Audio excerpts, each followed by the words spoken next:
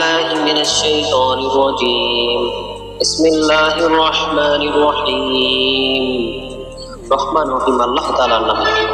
তাব্বাত ইয়াদা আবি লাহাবিন ওয়া তাব। ইসলাম বিরোধিতার কারণে আবু লাহাবের দুনিয়া আখিরাতের দুটো হাতই ধ্বংস হয়ে যাক সে নিজেও। মা আগনা আনহু মালুহু ওয়া মা কাসাব।